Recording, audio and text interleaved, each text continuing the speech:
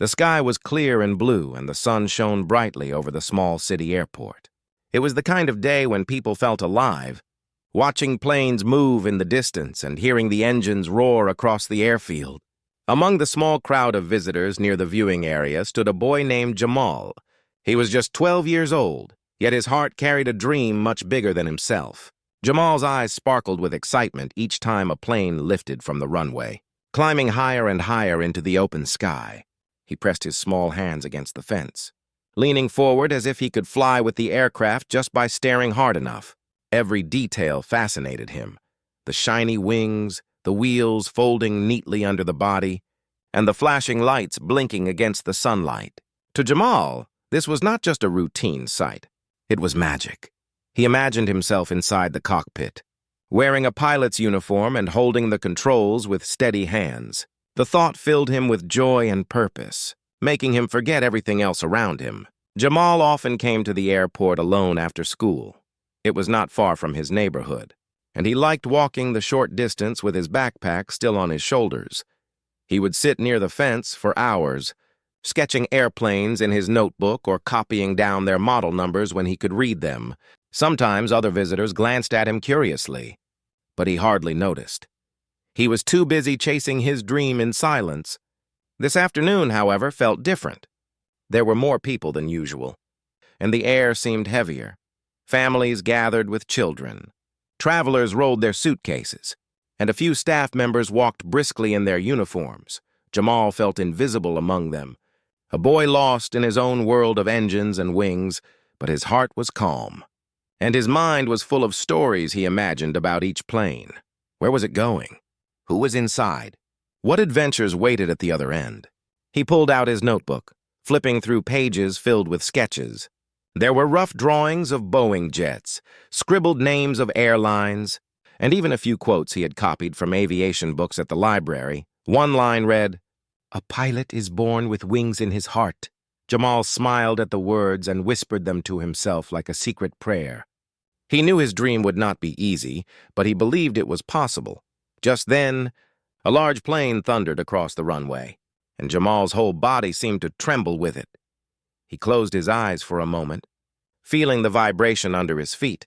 When he opened them again, the aircraft was already climbing into the sky, leaving behind a trail of wonder. Jamal's chest rose with pride as if he had flown it himself.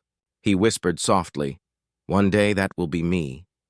Though young, Jamal was deeply aware of how people often underestimated him. He knew the world sometimes judged him by the color of his skin before hearing his voice. But when he stood at the airport fence, none of that mattered. Here, he was not just a boy, he was a dreamer. A future pilot, a soul who belonged to the sky. A group of children passed by, laughing and pointing at the planes. One of them noticed Jamal's notebook and asked, "What are you doing?" Jamal lifted his head and said shyly, "I'm learning about planes." The child looked puzzled, then shrugged and ran off to join the others. Jamal didn't mind. He had grown used to being different. His world was made of engines, wings, and endless horizons. Minutes turned into an hour. But Jamal didn't notice the time. His stomach growled, but he ignored it. He wanted to stay just a little longer, to see one more takeoff, to write down one more detail. The afternoon sun began to dip, casting long shadows across the airfield. The golden light made everything shine. The fences, the glass windows of the terminal. Even Jamal's dark eyes filled with wonder. This was his favorite place, his secret corner of the world where he felt alive. Every visit gave him hope. Every sound of the engines reminded him that he was meant for something greater. And so, as the last plane of the afternoon roared into the sky, Jamal stood tall behind the fence. He whispered again, "One day, that will be me." The wind carried his words away, mixing them with the roar of the engines. But deep inside, he knew they would come true. The airport was still busy when Captain Reynolds, a commercial airline pilot, walked toward the terminal after finishing his shift. He had flown for more than 20 years and wore his crisp uniform proudly. His cap was tucked under his arm, and his luggage rolled smoothly behind him. To most people, he looked like a figure of authority and trust, someone who carried respect wherever he went. But beneath that polished appearance lived a man with quick judgments and silent prejudices he rarely questioned. As he passed the viewing area near the fence, his eyes landed on Jamal. The boy stood alone, clutching his notebook, his gaze fixed on the airplanes. There was nothing unusual about a child watching planes, yet something in Captain Reynolds shifted uncomfortably. He slowed his steps, narrowing his eyes as if studying a problem. Instead of seeing a dreamer, he saw someone out of place, someone who, in his mind, did not belong. Jamal scribbled another sketch in his notebook. Unaware that he was being observed, he leaned closer to the fence, trying to copy down the numbers painted on the side of a jet. His lips moved softly, repeating the digits to himself so he wouldn't forget. To Captain Reynolds, this small act looked suspicious. He frowned, thinking, why would a boy like that be writing down aircraft details? His mind jumped to conclusions, building a story with no truth in it instead of walking away.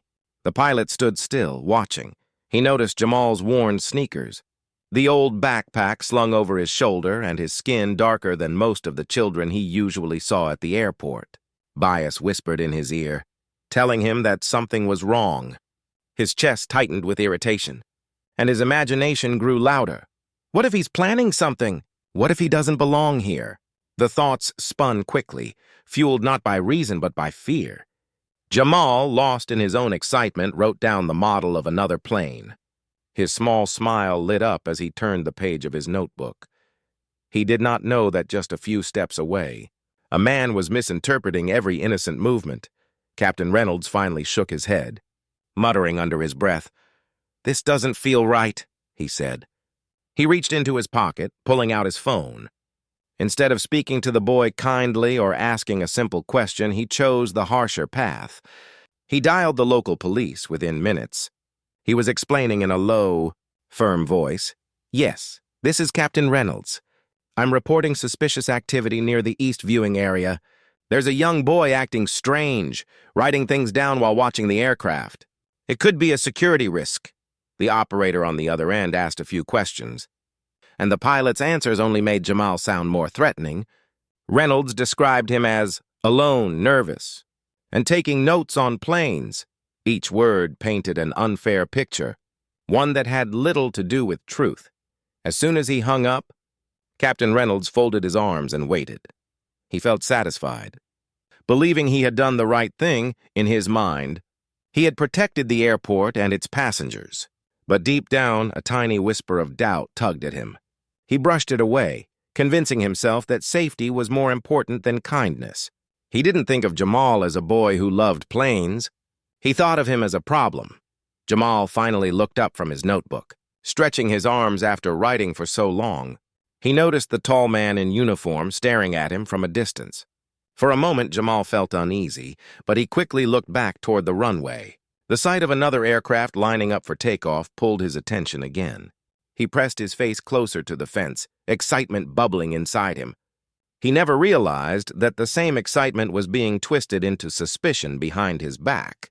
The minutes ticked by, and soon the sound of approaching sirens broke the normal rhythm of the airport. Jamal didn't notice at first, but Captain Reynolds did. His heart beat a little faster. Though not with fear, with pride, he thought. This will show everyone I was right. He straightened his shoulders and prepared to explain his version of events to the officers who would soon arrive. People around the area began to glance curiously as the faint sound grew louder. A few travelers paused, looking toward the parking lot where flashing lights appeared. Jamal finally turned his head. Confused by the sudden commotion, the police cars rolled closer, their lights spinning red and blue against the afternoon sky. He blinked in surprise, wondering what could have happened. Never in his innocent heart did he imagine they were coming for him. Meanwhile, Captain Reynolds let out a slow breath. He felt certain he had acted responsibly. In his world, suspicion was enough to call for action. He did not stop to think how damaging his choice might become. He did not consider the fear it might cause an innocent child. And as the police vehicles came to a halt, the stage was set for a painful confrontation. A confrontation born not from truth, but from prejudice. The kind of moment that leaves scars long after the noise fades away. The sound of police sirens grew louder as two patrol cars turned into the airport's east viewing area. Their lights flashed red and blue, scattering across the pavement and glass windows. People in the area turned their heads, whispering among themselves, wondering what had happened. Some travelers pulled their phones out, recording the scene. To them, it looked like something serious, maybe a threat, maybe a criminal being caught. But the truth was far smaller and far more heartbreaking. Jamal stood frozen by the fence, his notebook clutched tightly against his chest. He had never seen police cars drive so close to him, and for a moment, his young mind struggled to make sense of it. He looked around, half expecting to see some troublemaker nearby, but no one else was standing alone in the open field. No one else was being watched. Slowly, his stomach sank with the cold realization that they were coming for him. The doors of the patrol cars opened, and two officers stepped out. One was tall and broad, his voice carrying authority as he called out, "Hey, kid!" "Stay right where you are," the other officer followed, placing a hand on the radio at his shoulder, scanning the area as if danger was hidden in the air. Jamal's heart raced, his hands shook, and he stammered, I didn't do anything." His voice was soft, but the fear inside him grew like a storm. Captain Reynolds, standing nearby, walked forward with a serious look. He greeted the officers with a nod and quickly explained, "That's him, the boy by the fence. I saw him writing things down. It looked suspicious, like he was tracking the planes." The officers exchanged a glance, their expressions hardening. Without questioning the pilot's judgment, they accepted his words as truth. They turned their full attention on Jamal, whose wide eyes showed nothing but confusion and fear. "Son, what are you doing here?" the tall officer asked, stepping closer. Jamal gripped his notebook tighter, his knuckles turning white. I was just watching the planes," he whispered. His voice cracked under the weight of their suspicion. The shorter officer raised an eyebrow. "Watching planes and taking notes? That's not normal, is it?" Jamal shook his head quickly. "No, sir, it's normal for me. I want to be a pilot one day." The officers did not soften. Their training told them to look for threats, not dreams. One of them gestured toward the notebook. "Show me what you've been writing." Reluctantly, Jamal opened the pages, revealing sketches of airplanes, numbers of models, and lines he had copied from aviation books. The drawings were clumsy but full of passion, clearly the work of a child with big ambitions. Yet the officers did not smile, they frowned. Glancing back at Captain Reynolds for confirmation, Reynolds folded his arms, speaking in a low, certain tone. "I thought it was better to be safe than sorry. Kids don't usually hang around writing down details about planes. You never know these days." His words carried weight, and the officers nodded. To them, he was an experienced pilot, a man in uniform, someone who surely knew what he was talking about. Jamal, on the other hand, was just a boy who looked powerless and vulnerable.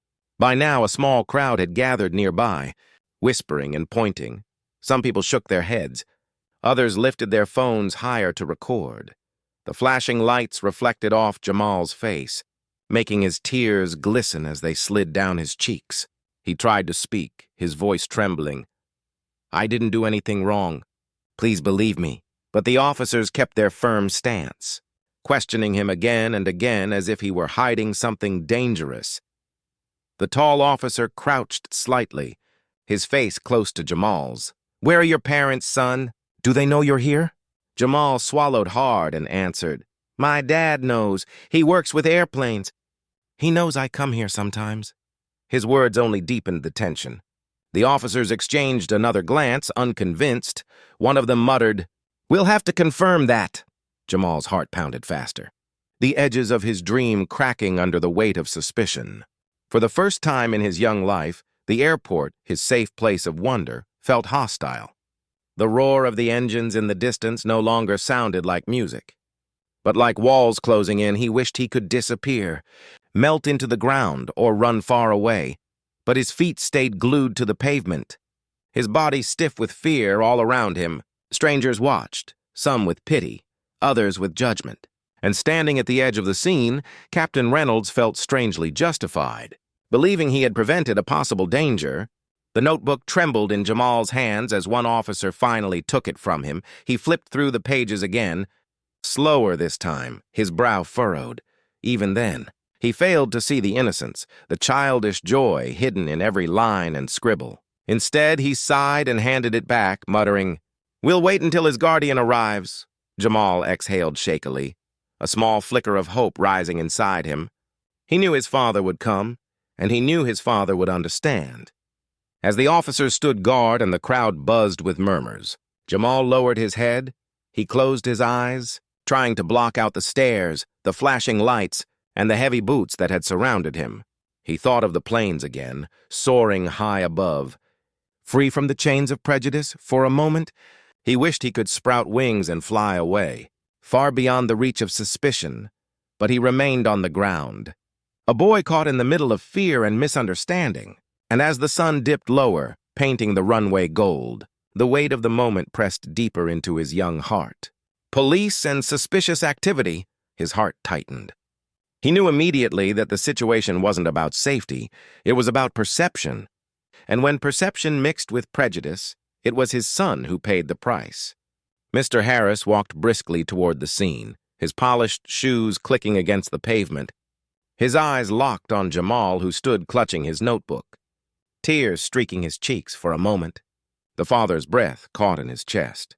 It was not anger that filled him first, but pain, a deep ache only a parent could feel. Seeing his boy treated like a suspect shattered something inside him, even as he forced himself to remain calm. "Jamal," he called softly, his voice firm yet gentle. The boy's head shot up, his eyes wide with relief. "Dad," he whispered, his voice breaking as the notebook nearly slipped from his hands. Mr. Harris reached him quickly, placing a steady hand on his shoulder. "I'm here, son," he said, his voice carrying strength that wrapped around Jamal like a shield. The officers straightened as they noticed the newcomer. One of them stepped forward, his tone professional. "Sir, are you the guardian of this boy?" Mr. Harris turned his sharp gaze toward them, his jaw set. "Yes, I am," he replied, his tone calm but commanding. "What seems to be the problem here?" The taller officer cleared his throat, glancing at Captain Reynolds before answering. "This child was reported for suspicious behavior. Writing down aircraft details near the fence?" Mr. Harris raised an eyebrow, his expression unreadable. "Suspicious behavior?" he repeated slowly, his voice firm as stone. "He's a child watching airplanes and sketching in his notebook, and that is suspicious to you?" The officers shifted uneasily, but Captain Reynolds stepped in, his voice steady with misplaced confidence. "Sir, I'm the one who called. I'm a pilot, and I noticed the boy taking notes. In these times, you can't be too careful. I thought it was best to alert the authorities." Mr. Harris turned toward him, his eyes cold and piercing. "And in your years of flying, Captain, have you forgotten that curiosity is how future pilots are born?" he asked, his voice cutting through the air. "This boy is my son, and I assure you he poses no threat. Not to you, not to this airport, not to anyone." The silence that followed was heavy. Pressing down on the small crowd that had gathered, some people lowered their phones. Realizing the seriousness of what they were witnessing, others whispered, their eyes darting between the boy, the father, and the uniformed pilot who suddenly looked smaller than before. Mr. Harris reached into his jacket, pulling out his official identification badge. The metallic shine caught the light as he held it up. "Federal Aviation Administration," he said clearly. His voice carried authority, and the words struck with undeniable weight. The officers leaned in to check the badge, their posture stiffening immediately. They exchanged a quick glance. Realizing just how badly the situation had unfolded, the taller one cleared his throat again, his voice softer now. "We didn't mean any harm, sir. We were only responding to the call." Mr. Harris nodded curtly. "And perhaps next time, you will think before treating a child like a criminal." He turned back to Jamal, kneeling slightly so they were eye to eye. "You did nothing wrong, son," he said gently. "Don't ever forget that," Jamal sniffled. Nodding as his father's words sank into his heart, the boy held his notebook tighter, no longer as a burden but as a reminder of who he was and who he wanted to become. Captain Reynolds shifted uncomfortably, his face pale. The weight of his mistake pressed down on him, though pride fought to keep his mouth shut. For the first time, he realized the man he had disrespected was not just a parent, but one of the top officials in aviation. the same authority that guided the very rules pilots were trained to follow. Suddenly, the situation was no longer about a child. It was about his own judgment, his own prejudice exposed in front of everyone. Mr. Harris rose to his full height, his voice calm yet firm. "This could have been avoided if someone had chosen compassion over suspicion," he said. His words were not shouted, yet they carried more weight than anger ever could. The officers lowered their heads slightly, ashamed, and the pilot, who once felt justified, now stood in silence, trapped in the echo of his own mistake. As the crowd began to disperse and the flashing lights dimmed, Jamal clung to his father's side. For him, the airport would never feel the same again. But standing there, protected by the man who believed in him, he felt a new strength growing inside. He knew the world would not always be fair, but he also knew he was not alone. And that truth mattered more than the fear he had faced moments before. The air around the small crowd felt heavy, as if the airport had stopped breathing for a moment. The flashing lights from the patrol cars slowly dimmed as the officers stepped back. Giving space to the tall man in the suit, Mr. Harris stood with calm authority, his hand still holding the FAA badge that glimmered under the setting sun. For the bystanders, the picture was startling: an innocent boy in tears, a father standing strong, and a pilot shifting uncomfortably at the edge of it all. The officers finally spoke again, their voices softer than before. "Sir, we had no idea," the taller one admitted. "We were only responding to a call. We meant no disrespect." Mr. Harris fixed his gaze on him, his tone controlled but sharp. "And yet, you treated my son like a criminal, questioned him as if he were guilty before you even asked for the truth." The officer looked down at the pavement, unable to respond. Then all eyes turned to Captain Reynolds. His proud stance had collapsed into a rigid awkwardness. He tugged lightly at the brim of his cap, as though hiding behind it might erase the decision he had made. When Mr. Harris's gaze fell on him, the silence thickened. The pilot felt a drop of sweat slide down his temple, his heart beating faster than it had in the cockpit of any plane. Mr. Harris's voice was calm, yet each word cut deeply. "You are a pilot, trusted with lives in the sky, trained to see clearly when others cannot. And yet here on the ground, you failed to see the truth of a child standing with a notebook." Reynolds swallowed hard, the words sticking in his throat. I only wanted to protect people," he said weakly. "From what?" Mr. Harris pressed, his tone rising slightly for the first time. "From a boy sketching airplanes because he dreams of flying one day?" The crowd stirred, murmurs spreading among the onlookers. Some shook their heads, disgusted by the scene. Others whispered to each other, pointing at Reynolds. Realizing the weight of his mistake, Reynolds shifted uncomfortably, the pride that had driven his decision crumbling beneath the truth that now stood so clearly before him. Jamal clutched his father's hand tighter, his small voice trembling as he spoke. "Dad, I wasn't doing anything wrong, I promise." Mr. Harris bent slightly, his hand resting firmly on his son's shoulder. "I know, son, I know, and soon they will know too," he said gently. Those words were not just for Jamal, they were for everyone listening. A declaration that truth could not be buried by fear. The shorter officer cleared his throat, trying to calm the storm. "Sir, we can file a report if you'd like." "To document what happened." Mr. Harris shook his head, his voice steady. "No. What I want is understanding, not paperwork. What I want is for this pilot, and for you officers, to remember this moment the next time your assumptions speak louder than facts." His words echoed, landing heavily on Reynolds' shoulders. For the first time since the ordeal began, Reynolds felt the burn of shame rise inside him. He thought of his own children at home. How they loved to draw, how they loved to play pretend. What if someone had looked at them and seen danger instead of innocence? The thought made his chest ache. He looked at Jamal again, and this time, he didn't see a suspicious figure. He saw a boy whose only crime was dreaming. Reynolds' voice cracked slightly as he finally spoke. I'm sorry, I was wrong," he said, his eyes darting between Jamal and Mr. Harris. The apology felt small against the weight of what he had done, but it was the first step he could take. Mr. Harris's expression remained steady, not softening but not cruel. "An apology doesn't erase the harm, Captain. but perhaps it can remind you of the responsibility you carry, not just in the air, but on the ground." Jamal looked up at his father, then back at the pilot. He didn't fully understand the weight of authority, badges, or uniforms, but he understood something deeper, that his father's presence had turned the tide. Without him, the misunderstanding might have swallowed him whole.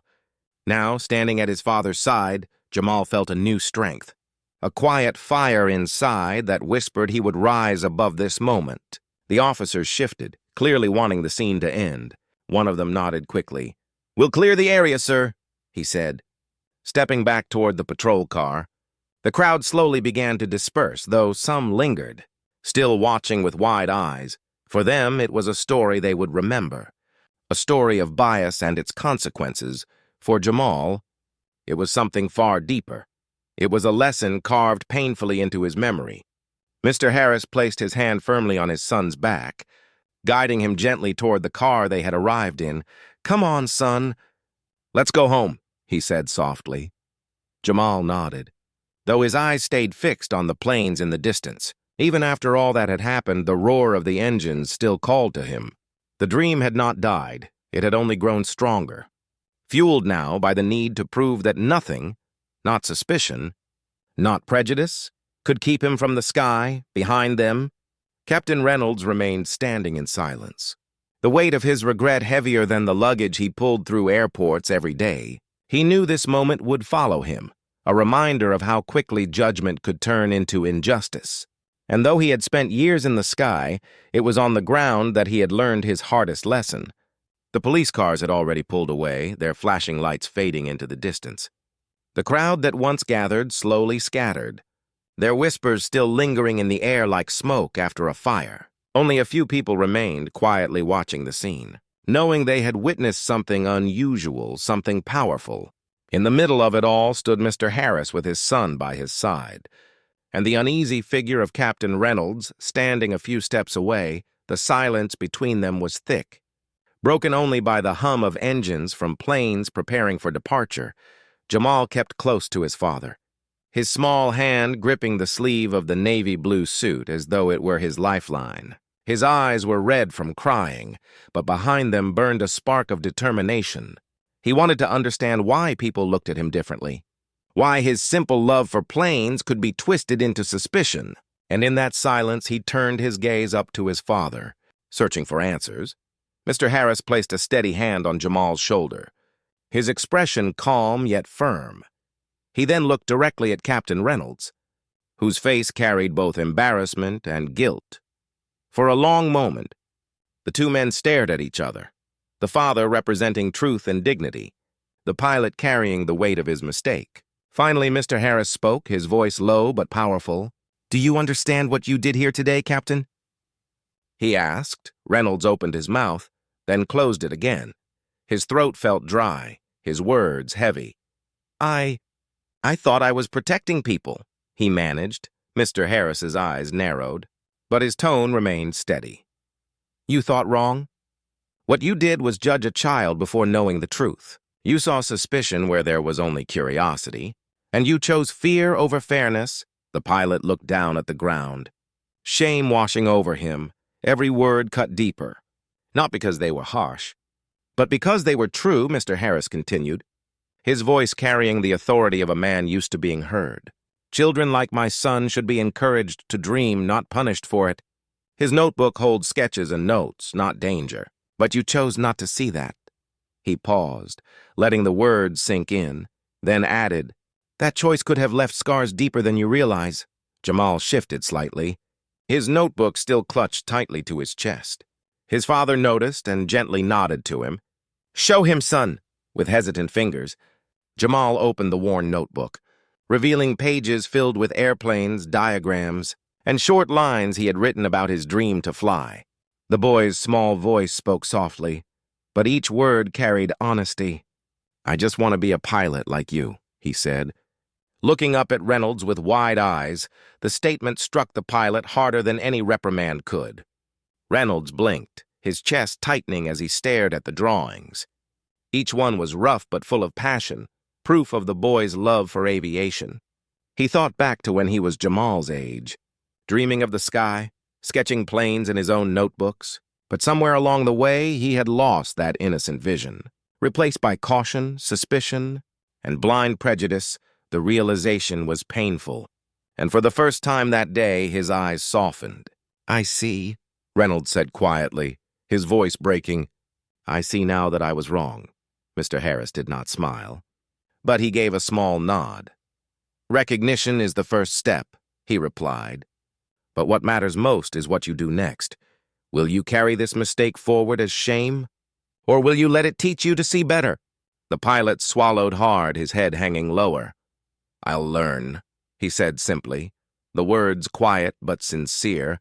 Mr. Harris straightened his shoulders, his presence towering. "Good, because lessons like this are not just for you. They are for every person who wears a uniform. Every person who has the power to judge. Your eyes must always search for truth, not just shadows." The weight of his words echoed through the emptying lot. Jamal listened closely, his young mind absorbing every word. He had seen his father stand firm, not with anger, but with wisdom. And in that moment, Jamal felt proud, not only of the man who protected him, but of the lesson being planted in the heart of someone who had wronged him. The fear from earlier still lingered, but it was slowly being replaced by strength. Strength built not just on dreams of flying, but on knowing the value of dignity and courage. A light breeze swept through the air, rustling the pages of Jamal's notebook. Mr. Harris gently closed it and placed a reassuring hand on his son's back.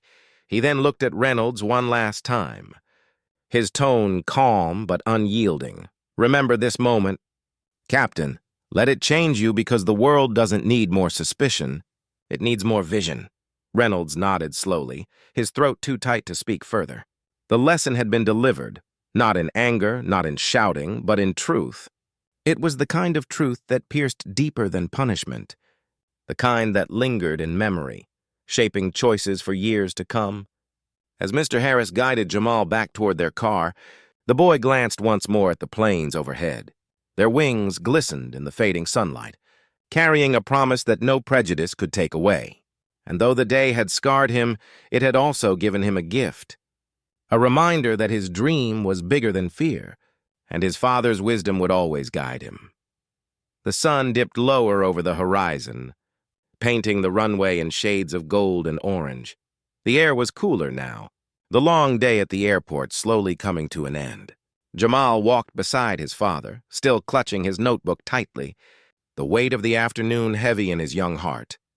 But under that weight, something stronger had begun to grow, a fire that no misunderstanding could put out. Mr. Harris glanced down at his son, noticing the quiet look on his face. "You're thinking a lot, aren't you?" he asked gently. Jamal nodded, his eyes still fixed on the sky. "I was scared, Dad, really scared, but when I saw you, I wasn't scared anymore," he whispered. Mr. Harris placed his arm around the boy's shoulders, pulling him close. "Remember this, son. Fear may come, but it doesn't have to control you, and today you showed courage even when others couldn't see the truth." They reached their car, the black SUV that had brought Mr. Harris rushing here. Jamal slid into the seat, placing the notebook carefully on his lap. He opened it again, staring at the sketches as if they had transformed. Each drawing of a plane now carried a different meaning, not just his dream, but proof of his resilience. His father started the engine, and as the car rolled slowly through the lot, Jamal looked out the window, his eyes following the silhouettes of aircraft resting on the runway. The roar of another plane filled the air, lifting off into the glowing sky. Jamal pressed his forehead lightly against the glass, whispering softly to himself, "One day, that will be me." The words, once spoken in innocence, now carried determination. It was no longer just a wish, it was a promise, a vow sealed by the trial he had just endured. Mr. Harris heard the whisper, though Jamal hadn't meant for him to. He smiled faintly, his voice warm. "Yes, son, it will be you, and you'll carry yourself higher than anyone can imagine." Jamal turned to look at him, his eyes still shining with emotion. "Even after today?" "Even after what happened?" he asked hesitantly. "Especially after today," his father replied, his tone firm. "Hard days build strong wings. And you, my boy, are meant to fly." The car ride was quiet for a while, filled only with the hum of the engine and the fading sound of jets in the distance. Jamal leaned back against the seat, closing his eyes. He replayed the afternoon in his mind. The sirens, the questions, the fear. But more than that, he replayed the moment his father arrived. The way he stood tall, the way he spoke with calm power, the way he turned suspicion into truth. That memory became Jamal's anchor, something he would hold on to every time he faced doubt again. Later that night at home, Jamal spread his notebook open on his desk. He sharpened his pencil and began sketching once more. This time, his lines were bolder. His hand steadier, at the top of the page, he wrote in big letters, "Future pilot, Jamal Harris." He underlined the words twice, smiling as he looked at them. He no longer saw the notebook as something suspicious or strange. It was his map to the sky, his treasure chest of dreams. Mr. Harris stepped into the room quietly. Watching his son work, he didn't say anything at first, just observed with quiet pride. Finally, he spoke, his voice gentle. "Jamal, the world may not always see you for who you are, but you must never forget you are more than their doubts. You are more than their fears." Jamal looked up, his eyes steady. "I know, Dad, and I'm not giving up," he said firmly. His father's smile widened. That's the spirit of a pilot.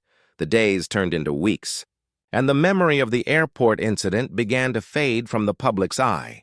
But for Jamal, it became a story etched into his soul, a story he carried not as a scar, but as a source of strength. Every time he returned to the airport, he stood taller, unafraid. Every time he sketched a plane, his lines grew sharper, clearer, filled with purpose. Years later, that same boy would grow into a young man with wings in his heart.